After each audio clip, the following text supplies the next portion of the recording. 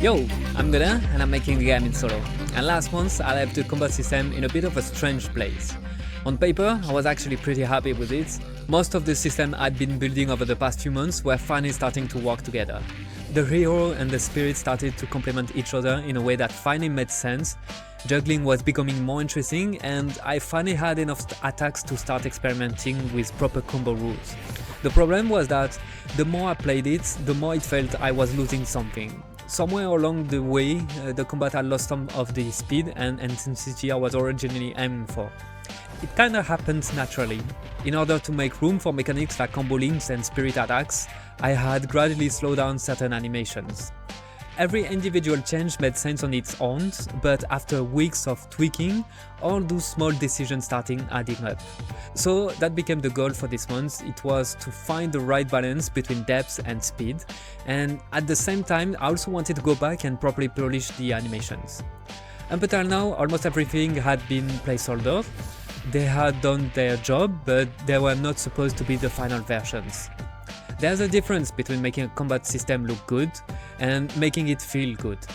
Improving the animations is the obvious part, everyone can see the difference, but making combat feel satisfying is a different challenge.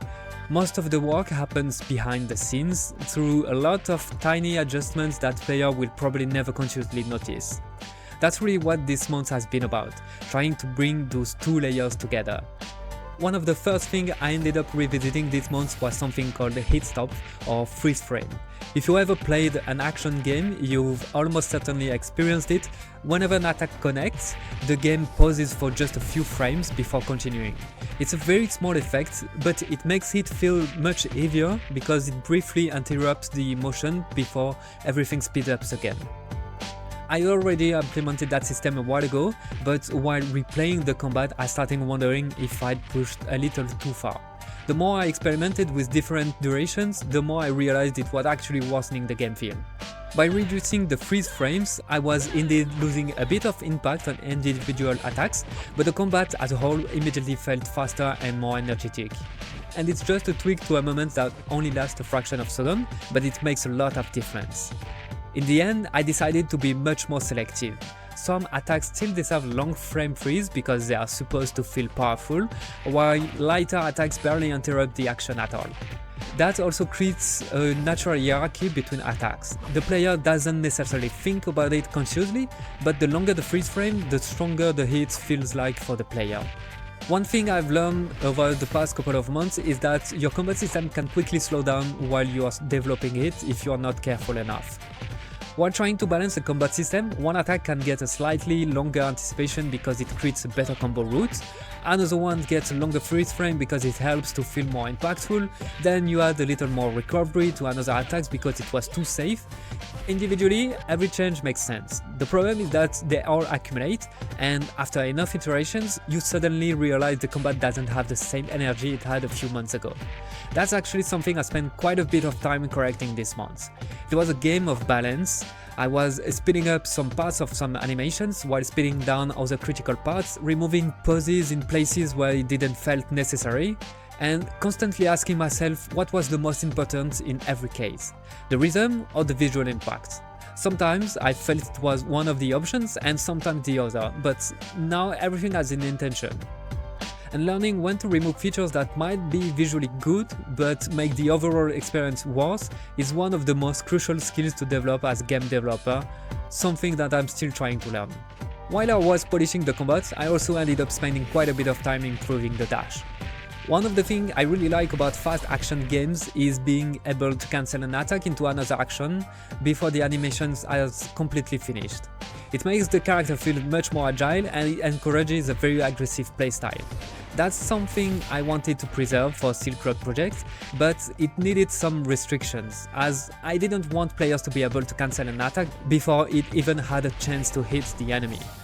So my first action was to make sure that every attack now has a small window where dashing is temporarily disabled. That solved the gameplay problem immediately, but it also made the combat feel less responsive and more rigid. Every now and then, a player could press the dash button and nothing happens. Technically, the game is behaving exactly as intended, but for the player though, it just feels like one of the inputs has disappeared. And even though it only lasted a fraction of a second, those little moments can make the combat feel much less responsive. To make my combat system more forgiving, instead of ignoring an input when it happens at a time an action can't be triggered, the game now stores it for a brief moment. As soon as the action becomes available again, the buffered input is executed automatically. It's the exact same principle I'm already using for the attacks, so extending it to the dash made a lot of sense. The interesting part is that from the player's perspective, it just feels that the action has been triggered with a little bit of delay, hopefully so little that it's not noticeable, but that way it has not been ignored and it avoids player frustration. Most people won't even realize this feature exists. They simply feel like the controls are more responsive, and I think that's a very good example of what a developer is doing when working on game feel. A lot of the features that make a game satisfying are almost invisible. Players rarely notice them when they are there, but they almost always notice when they are missing. This month I ended up spending quite a bit of time going through all my attack animations montage in Unreal. It's actually something I really like about Unreal's animation systems. Almost everything that defines how an attack behaves can be adjusted directly inside the montage. For example, I can decide exactly when an attack is allowed to chain into the next one, I can define the period where dashing is temporarily locked, or the exact frame where the collisions become active to check whether I've hit an enemy or not. And I can also control how the characters move during an attack. If I want a slash to propel the player forward, I can specify precisely when that moment starts, how long it lasts, and how far the character should travel. There is also a trigger that determines when the combo ends if the player doesn't continue attacking. Having all these parameters exposed and editable in the same place where I'm reviewing my animations makes everything easier for me and avoids a lot of back and forth between the animation view and the code. Most of my work this month wasn't about writing new systems anymore. It was mostly about going back over every single attack and fine-tuning all those little windows until the combat started feeling more enjoyable. And once I was finally happy with how everything behaved, I could move on to something I'd been postponing for a long time, actually polishing the animations. Up until now, I'd been intentionally avoiding spending too much time on the animations. If you watched the previous devlog, you probably remember me saying that almost everything was placeholder. When I started working on the combat system, I didn't know exactly what I would need, so there wasn't much point polishing animations that I'd probably end up changing anyway. But this month, it was finally time to commit.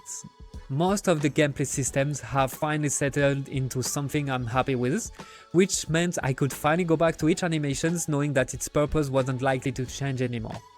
So I went through every attack one by one, I cleaned up the timing, adjusted the transitions, and improved the poses to make the silhouettes easier to read. I think that's something I've become much more aware of recently. When you are aiming for a very fast combat system, readability becomes even more critical, and snappy animations where strong poses are held for just a couple more frames can really help. There are still a couple of animations here and there that I didn't have time to redo, but overall I'd call it shippable for the next demo.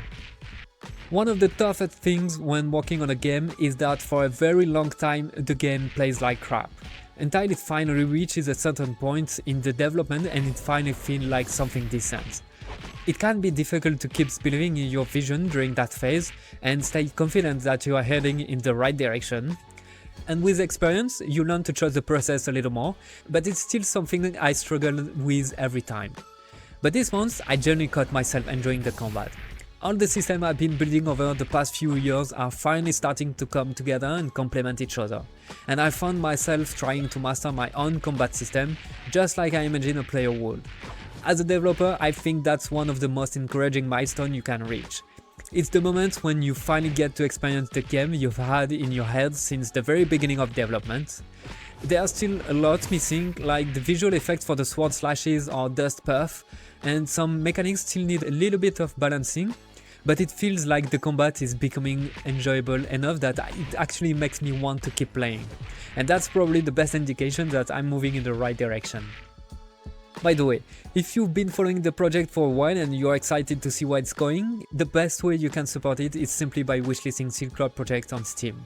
With the demo getting closer, every wishlist really does make a difference for a small indie game like this, and if you have already wishlisted it, thank you, I really appreciate the support. Alright, let's get back to the combats. The next thing I wanted to touch on this month is the spirits. Last month I introduced the first special abilities for the spirits, and this month I expanded the system with 2 new ones. The first new ability is a counter stance. When the spirits enter this stance, it waits for an enemy attack. If it's hit while the stance is active, it immediately retaliates with an area attack that pushes nearby enemies away. I like this one because it gives the spirit more defensive roles. It can be very useful against enemies with powerful attacks as long as the spirit stays close to the hero to protect her. It also encourages the player to think a bit more about positioning. The second ability is much more straightforward, as it's a simple buff. For a short period of time, it completely removes the spirit's stamina cost. Normally, if you spam spirit attack for too long, the spirit eventually enters the burnout state and becomes unavailable for a few seconds. This new buff temporarily removes that limitation, letting you unleash as many spirit attacks as you want. This idea is to create a short windows where players can commit to an aggressive burst of damage without worrying about managing the spirit stamina. I still have quite a few abilities I'd like to experiment with in the future, but I think these two already add a nice bit of variety to the spirit's toolkit. While getting decent, the combat part of the game is still not finished. The timings feel much better, the animations are starting to come together, and mechanically the combat is becoming more interesting, but it is still missing a lot of the visual effects. There are no proper sword slash effects yet, and most of the little dust clouds that appears when the character lands or dashes are still missing. I'm hoping the combat will reach another level once all those little details are in place. The same goes for sound. Right now, most of the attacks are missing voices grunts. I still need to add those little charging or concentration effect that subconsciously tells the player that something important is happening. And since the beginning of the project, I feel like I made a lot of progress in this department. And I feel confident enough to hand draw this VFX and edit and mix those sound effects. I'm really curious to see how much the combat evolves once those layers are finally in place. The last gameplay change I made this month revolves around the Poise Break system. The idea behind the Poise Break has been that once you've broken an enemy's poise, that enemy becomes much more vulnerable. It's the moment where the player is supposed to become aggressive and really capitalize on the opening. But I also think it's important not to push it too far. If an enemy in a broken state simply becomes a punching bag, the combat starts losing some of its depth and tension, and I still want the player to stay engaged and make meaningful decisions even when they are on the offensive. So one of the simple solutions I ended up with was to mess with the gravity. When an enemy is in its normal state, it falls back to the ground relatively quickly after being launched. You can still juggle it, but your timing needs to be fairly precise, and most of the attacks won't have time to link into another combo. But as soon as the enemy enters the Poise Break state, though, its gravity becomes lighter. It stays in the air longer, giving the player more time to react, more opportunity to extend the combo, and more freedom to experiment without needing perfect executions. More experienced players can also use that extra airtime to discover new combo links that simply weren't possible before. And I like this solution because it reinforces the purpose of Poise Break without adding any extra rules for the players to learn. You don't need a long tutorial explaining what's happening, you simply feel that the enemy suddenly becomes easier to dominate. And so that's everything I've been working on this month. Most of my time was spent polishing things that already existed, whether that meant refining animations, adjusting timings, making the controls more responsive, or experimenting with little details that most players will probably never consciously notice. What's interesting is that all of those changes started reinforcing each other. The better animations made it easier to read the combat, the tighter timings made the combos feel more deliberate, the buffered inputs made the control feel more forgiving without making them less precise, and changing the gravity of an enemy during Poise Break suddenly opened up new combo opportunities. As I keep adding all those small pieces one by one, the combat is finally becoming genuinely enjoyable to play. There's still quite a bit left before the combat is ready for the demo. The visual effects still need a lot of work, same things for the sound design, and I still want to keep iterating to the combat until I am completely happy with it. But this month felt like a turning point. Instead of spending my time building systems and laying the foundations, I was mostly refining, balancing and polishing mechanics that I finally consider part of the actual game rather than placeholders.